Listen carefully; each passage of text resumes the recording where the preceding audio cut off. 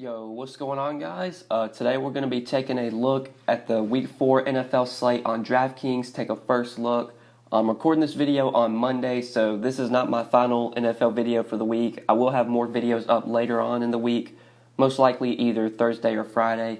But in this video, we're just going to take a first look at the slate, build out a cash game lineup, build out an early look lineup, just talk through the process of building out a lineup for this Week 4 slate. Who you want to go to, if there's any potential standout values early on in the week, I'll be sure to hit on those. Talk about some guys that are maybe in really favorable matchups that we'll probably want to be targeting as we get closer to Sunday. Before we do get started though, guys, I would appreciate it if you would drop a like on this video. Make sure you subscribe to the channel, click that notification bell so that way you never miss out on any of my new videos. Feel free to comment down below how your Week 3 went. Let me know if you see any guys that stand out to you on this Week 4 slate. Let me know some of your early looks, some of your early favorite plays. But let's just go ahead and start off at quarterback. Looking at this position before I started recording, there were a couple values that stood out to me that I think are going to be cash game worthy. Usually I always like to pay down at quarterback in cash games if I can. It's usually the way to go. So paying up for someone like Patrick Mahomes or Lamar Jackson is probably not something I'm going to be doing in my cash game lineup. So we do need to probably touch on some values. If you want to go to this mid-range for cash, I think there are some viable options here, like Jared Goff at home against the Buccaneers, very favorable matchup. Could see using him in cash games. Russell Wilson against the Cardinals, I think, is in a very favorable matchup. For 6,100, I think he could be viable for cash. Phillip Rivers as well, in that right sandwiched in between those two guys in that matchup with the Dolphins. Do like that matchup a lot for 6,200. But there's some really good values down here below 6K. Just a couple guys that stood out to me that I could see using in cash games. Honestly, don't think Matthew Stafford is the worst play at 5,500 at home against the Chiefs. Jacoby Brissett at home against the Raiders, also in a very favorable matchup. He's also very cheap at 5,400. But I imagine the chalk this week at quarterback, it's too early to honestly tell, but have a feeling Daniel Jones is going to be very popular at home against the Redskins for 5,300. We're going to go ahead and plug him in as our quarterback for this week to start off with for the cash game lineup. Have a feeling he's going to be very popular this week. Home matchup with the Redskins, very favorable spot. Daniel Jones looked really good in his debut against the Buccaneers. Played very well, completed 23 of 36 passes for 336 yards, had 2 passing touchdowns. Also had 4 rushing attempts for 28 yards and 2 rushing touchdowns. 39 DraftKings points for Daniel Jones. He's going to be the starter rest of season, I would imagine, as long as he stays healthy.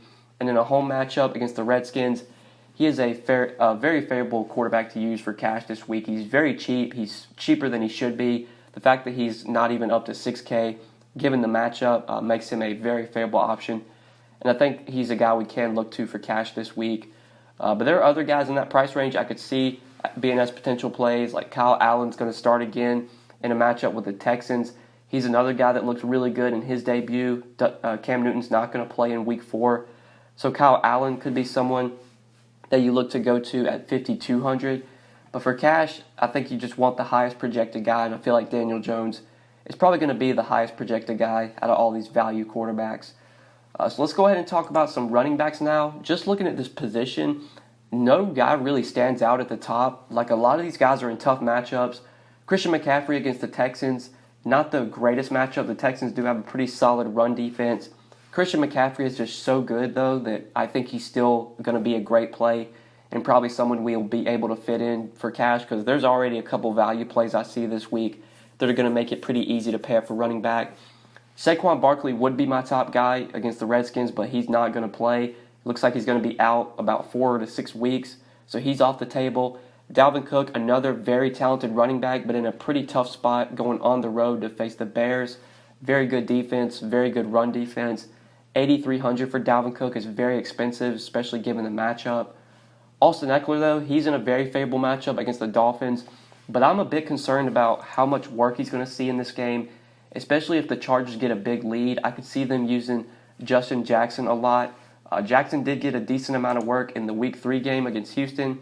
Eckler only got 9 carries and 7 targets, so he got 16 touches, but I believe Jackson got about 8 touches, so they kind of, I wouldn't say they split the work, but I know snap-wise, I think Eckler played 48 snaps, and Justin Jackson played 32. So there was a bit more of Justin Jackson going in this game. Jackson wasn't getting as much volume and as much work in the first 2 weeks, but he was pretty involved in week 3. And in a game where you expect the Chargers to be able to win easily, I could see them using Justin Jackson a lot late in the game to kill the clock. So I'm a bit concerned about Austin Eckler here, especially at his $8K price tag. He's just not a guy that we can project for 20-plus touches, whereas for Dalvin Cook, we can project him for 20-plus touches. We can project McCaffrey for 20-plus touches. Those are probably going to be the guys that I want to pay up for at running back. But for now, we'll look to this mid-range. If we can go up to the top to get McCaffrey, I think that's probably what we'll try and do. But in this mid-range, there's no clear standout plays here, in my opinion. Some of these guys are in very favorable matchups, but we're obviously concerned about the workload here for guys like Todd Gurley. Gurley in a favorable matchup against the Bucs, but you just don't know what you're going to get from Gurley right now. The workload is very questionable. He just hasn't been that great this year. In the Sunday night game against Cleveland, he only got 14 carries, 1 target, 14 carries, 43 yards, averaged 3 yards a carry, 4 DraftKings points for Todd Gurley. Just hasn't had that good of a year. He's still expensive as well at $7K. If he was a little bit cheaper, I'd probably be interested in him. Honestly, don't think he's cash game worthy though, even if he was cheaper, just because you don't know what you're going to get from the workload. And there are guys that are a little bit cheaper that you can expect to get more carries, more touches, like David Johnson, Mark Ingram, even someone like Derrick Henry. I think all 3 of these guys are probably going to be in consideration for cash this week. David Johnson at home against the Seahawks, Mark Ingram at home against the Browns, Derrick Henry on the road against the Falcons. Mark Ingram, he's been great this year so far for the Ravens. He's been getting a lot of carries so far through 3 weeks, 14, 13, and 16 carries. He's also getting a little bit of work in the passing game, but not much. Didn't get any targets week 1, but saw 2 targets week 2, 4 targets in week 3. He has gotten, so far this year, he has gotten 5 rushing touchdowns, 2 in week 1, and then he got 3 in the week 3 game. He has 2 big games of 25 and 38 DraftKings points. Kind of dudded against Arizona, only going for 90K points. But now he gets a home matchup against Cleveland. He could be cash game worthy this week. Usually for cash, I like to try and get running backs that are involved in the passing game, especially on DraftKings with how their scoring is. So maybe that probably takes Mark Ingram off the board just because he's not involved in the passing game. Same with like Derrick Henry. I think Derrick Henry is someone that's in a very favorable matchup, and he's really cheap at $6,300. But he's another guy that's not really involved in the passing game, similar to Mark Ingram. But Henry is very interesting here, just given the price tag and the matchup. The Falcons do struggle to running backs, especially running backs that can catch the ball out of the backfield. That's not what Derrick Henry does, so this matchup isn't as favorable for him. But he's still going to see anywhere from 15 to 20 carries. He'll get a couple targets as well. If he can go for 100 yards and a touchdown, he'll be a viable play. And I could see him doing that here against the Falcons, so he could be somebody we want to try and get. But other mid-range plays, like Chris Carson, I think is going to be someone we might want to consider, especially if Rashad Penny remains out. Carson did get most of the work in last week's game. He did fumble, and that wound up costing him some touches. They did wind up giving some touches to C.J. Prosise. Carson did not have a good game with Penny out. I would expect, though, if Penny is out for this Week 4 game against the Cardinals, that Chris Carson is going to see probably 20-plus touches, going to get some work in the passing game. At 5,700, he's probably going to be sort of a wait and see. If Rashad Penny's out, I would imagine Chris Carson is going to be a top play at the position. If Rashad Penny plays, I'd be very questionable, very hesitant on Chris Carson just because with his fumble concerns right now, there's a chance they give more work to guys like Rashad Penny, maybe even C.J. Prosise gets a few more touches. But you do feel a lot more safe with projecting Carson for a lot of touches if Rashad Penny were to miss this game. But there's some cheap guys as well down here we could potentially play for cash. One guy I want to talk about is Wayne Gallman. So with Saquon Barkley expected to miss this game, you would imagine that Wayne Gallman is going to see the majority of the work at the running back position for the Giants. When Barkley did get hurt in that game, Gallman did come in relief. He wasn't very good, just 5 carries, 13 yards, 1 target. But if you project him to play a full game here, he's probably going to see anywhere from 10 to 15 carries. Gallman is very good pass catching wise. He can catch balls out of the backfield. I imagine he'll be like the workhorse back. Right now, the only other running back that the Giants have on the roster is, I believe it's Elijah Penny, if I'm not mistaken. Yeah, it is Elijah Penny. He's their only other running back they have, so assuming the Giants don't sign anybody as the week goes on, there's a good chance they do pick up a running back.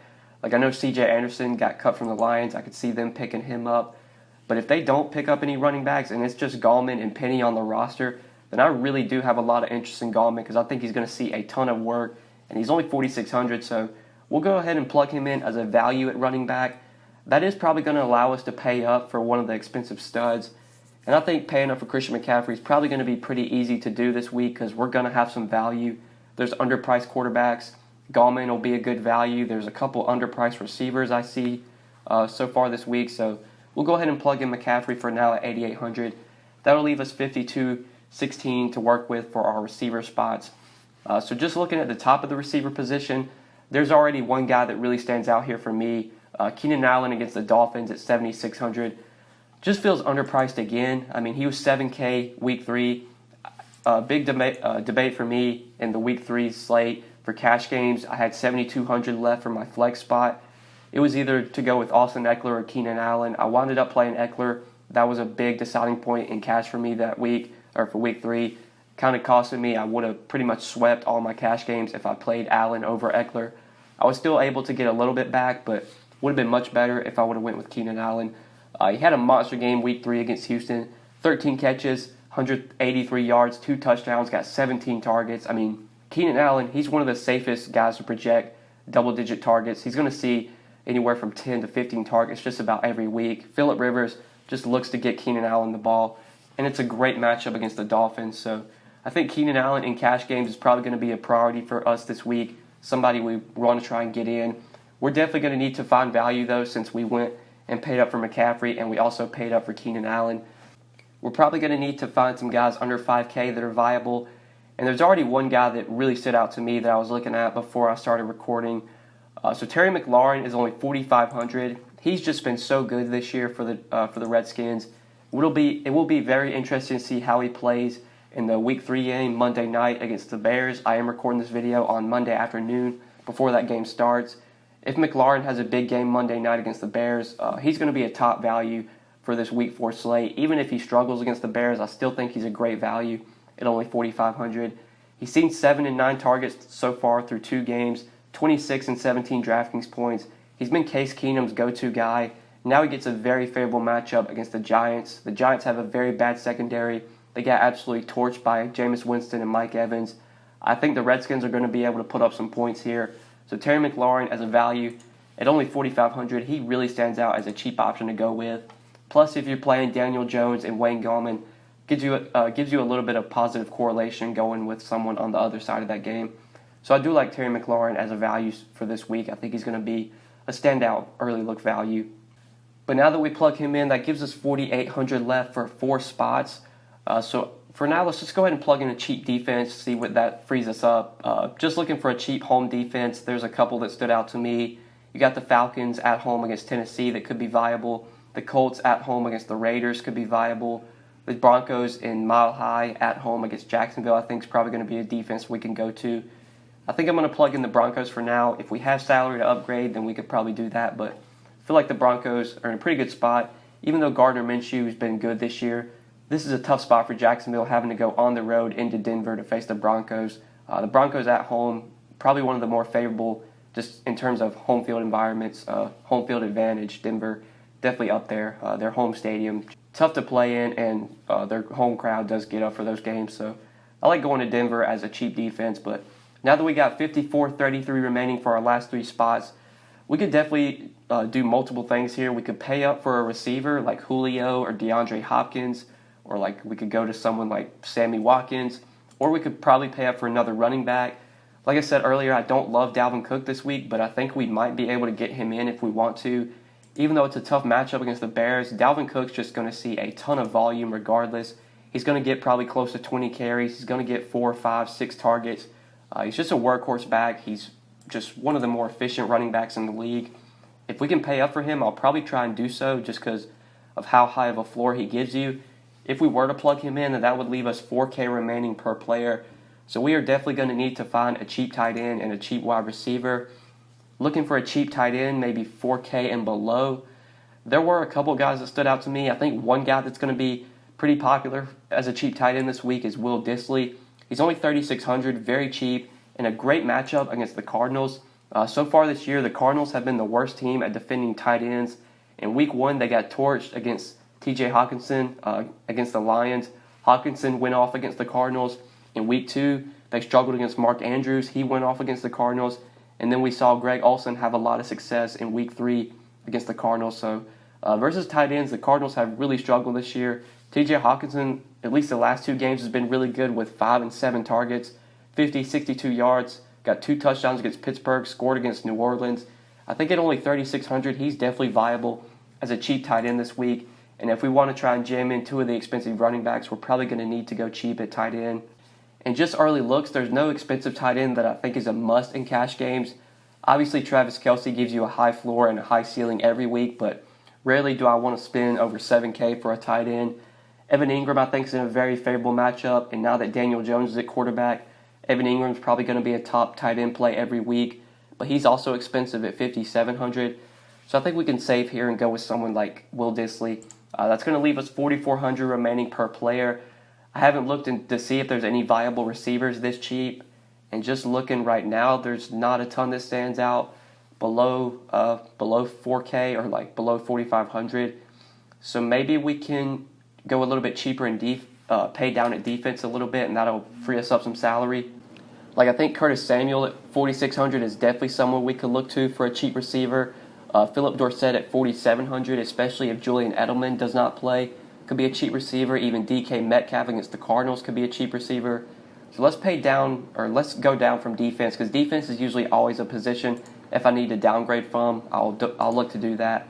So let's plug in Samuel for 4,600, Curtis Samuel, especially now that Kyle Allen is at quarterback. I think Curtis Samuel is a very good play at 4,600. That'll leave us 2,700 for a defense. There's no standout defenses right now at that position or this price range. Like the Raiders, I don't really want to play. The Titans, I don't really want to go to. The Browns don't really stand out. I don't want to play the Cardinals defense. So there's no good defenses down here. Maybe the Panthers could be viable, especially because Houston really struggles with their offensive line. Deshaun Watson has been getting sacked a lot this year. The Panthers do have a pretty good front, so for only 2,300, they could definitely be a viable defense to go with. Usually like to target defenses at home, especially for cash games, but just given the price tag, I think the Panthers make a lot of sense. That leaves you 400 remaining for remaining salary, so if you wanted to upgrade, you could do so. If you wanted to upgrade, I don't think you couldn't upgrade from Dalvin Cook, but if you wanted to upgrade a tight end, you could go with someone like Eric Ebron or O.J. Howard, but I don't think any of those guys really stand out. I'd probably keep Dissly in there. If you wanted to upgrade for Curtis Samuel, I think there are definitely some viable options you could do. Like you could probably go with DK Metcalf. You could go with Philip Dorsett. But for now, I think I'm just going to stick with what we got. I do like this as an early look cash game lineup. It's Monday. This is not going to be the lineup that I play on Sunday, but this will definitely be a starting point for me. As we go on throughout the week and we get more news, we're going to have to make some changes. So this is our early look lineup for now. I feel like this is definitely a slate for Week 4 where we're going to have some value. There's a couple underpriced receivers that are going to see probably close to 10 targets. There are running backs that are going to get touches that are really cheap. Yeah, I think that's pretty much it, guys, for this Week 4 first look. Hopefully you guys did enjoy this video. Hopefully it did help you. If you enjoyed, make sure you drop a like down below. I would really appreciate it. Make sure you subscribe to the channel if you have not already. Click the notification bell so that way you'll never miss out on any of my new videos. Don't forget to comment down below. Let me know how your Week 3 went. If you want to give a little recap of your lineups down in the comment section, feel free to do so. If there's any standout plays for you in this Week 4 slate, feel free to comment them down below as well. But that's pretty much it, guys. Thank you so much for watching. I really appreciate it, and good luck this week. Peace.